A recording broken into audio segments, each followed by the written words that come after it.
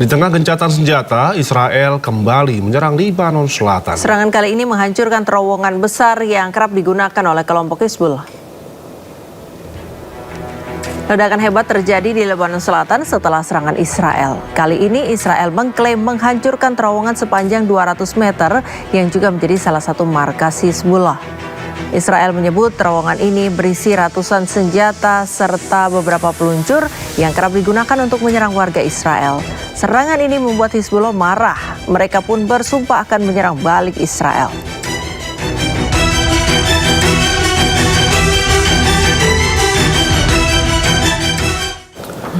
Tidak peduli dengan perjanjian damai antara Amerika Serikat dan juga Iran, serangan Israel kembali mengguncang jalur Gaza, menyebabkan sedikitnya 3 orang tewas.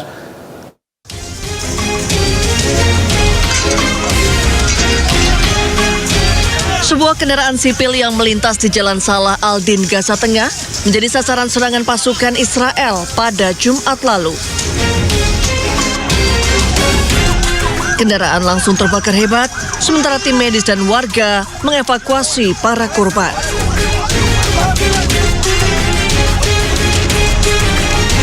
Dalam serangan drone yang menargetkan kendaraan warga ini, sedikitnya 3 warga Palestina tewas.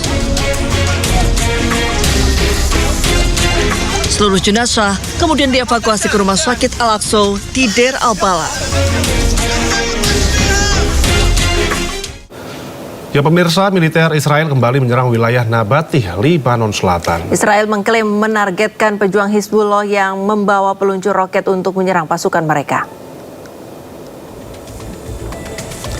Serangan militer Israel kembali terjadi di Nabatih, Lebanon Selatan. Serangan diklaim menargetkan pejuang Hizbullah yang hendak menyerang pasukan Israel dengan senjata peluncur roket. Militer Israel juga mengklaim telah mengenai para pejuang Hizbullah di lokasi persembunyian mereka di tempat terpisah. Serangan ini dilancarkan sehari setelah penandatanganan kesepakatan di Washington antara Lebanon dan juga Israel.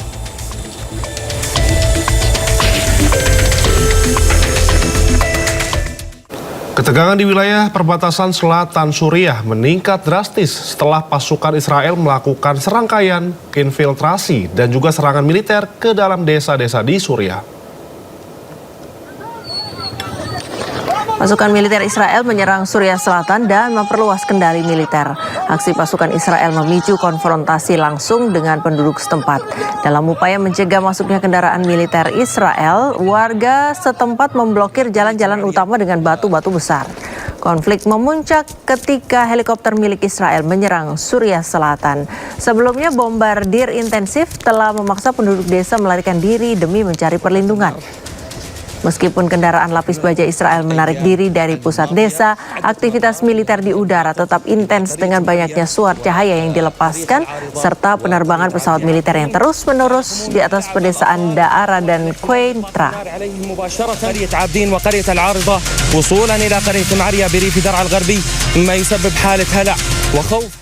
Sementara itu pemirsa, sejumlah serangan teror terjadi di Tel Aviv.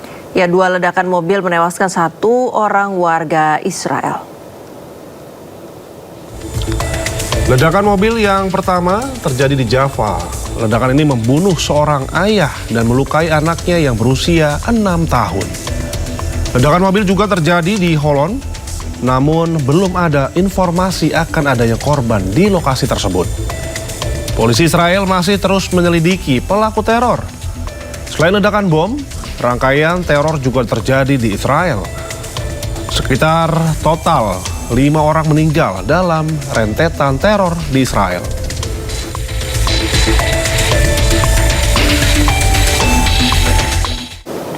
Sejumlah kekerasan terjadi di Tel Aviv. Ledakan mobil terjadi di 2 lokasi yang berbeda di Israel. Setidaknya 5 orang dilaporkan tewas menyusul 2 insiden ledakan mobil. Yang pertama terjadi di Jaffa. Ledakan ini membunuh seorang ayah dan melukai anaknya yang berusia 6 tahun. Ledakan mobil juga terjadi di Holon. Surat kabar Israel mengkonfirmasi kematian tersebut meski belum ada pernyataan resmi mengenai pelaku dan penyebab serangan tersebut. Polisi Israel masih terus menyelidiki pelaku teror. Selain ledakan bom, rangkaian teror juga terjadi di Israel.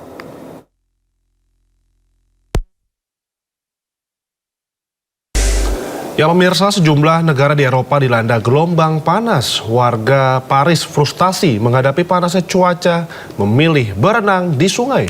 Sementara gelombang panas bahkan membuat lapisan jalur tram di Jerman meleleh.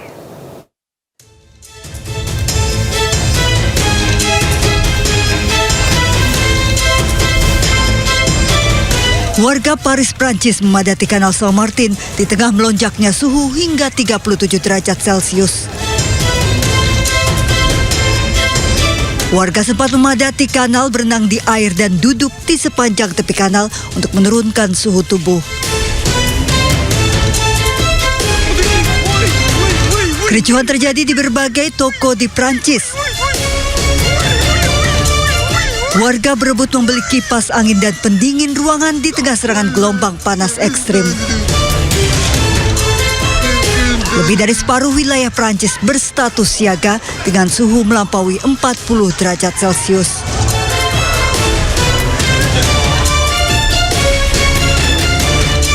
Akibat serangan gelombang panas ekstrim, warga Leipzig, Jerman frustasi. Suhu ekstrim pecahkan rekor hingga 41 derajat Celcius. Bahkan suhu panas membuat lapisan jalur tram meleleh. Kondisi ini membuat transportasi terganggu. Material ini memanas dan mengalir ke beberapa bagian rel dan jalan raya.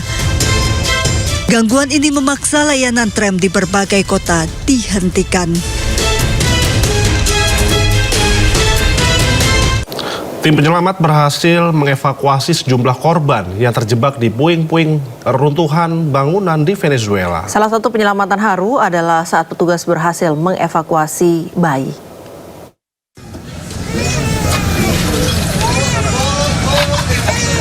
Tim pencarian dan penyelamatan AS berhasil menarik bayi berusia 9 bulan hidup-hidup dari reruntuhan bangunan yang runtuh di Venezuela pada hari Sabtu waktu setempat.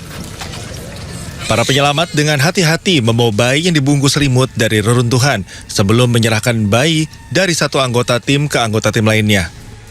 Bayi kemudian dibawa untuk mendapatkan perawatan medis sementara tim darurat terus mencari di dalam bangunan yang runtuh.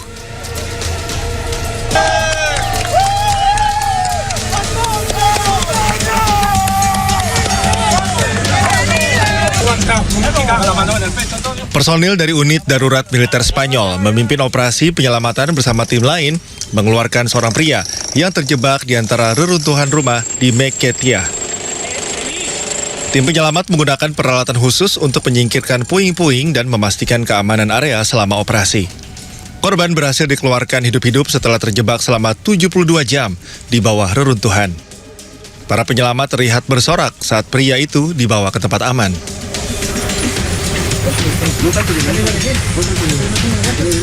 Tentara Meksiko berhasil menyelamatkan seorang anak laki-laki dalam kondisi hidup dari reruntuhan di La Guaira. Setelah 6 jam memotong beton, mendobrak titik akses, dan membersihkan puing-puing, sebuah regu dari batalion tangkap darurat berhasil membawanya keluar dalam kondisi hidup. Petugas penyelamat mengamankan korban muda di atas tandu sebelum membawanya ke ambulans. Menurut angka resmi Venezuela, gempa bumi pada 24 Juni telah menewaskan sedikitnya 1.430 orang dan melukai lebih dari 3.200 orang.